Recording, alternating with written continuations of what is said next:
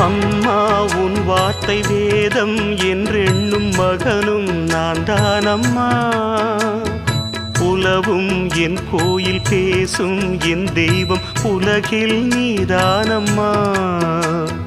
தாயே உன் கண்ணில் துளி நீர் கண்டாலும் இதயம் தாங்காதம்மா. ஏதோ உன் நெஞ்சில் துயரம் என்றாலும் விழிகள் தூங்காதம்மா. வண்ணமுகம் வாடி நிற்க பார்த்ததில்லை நானும் என்னாலும்.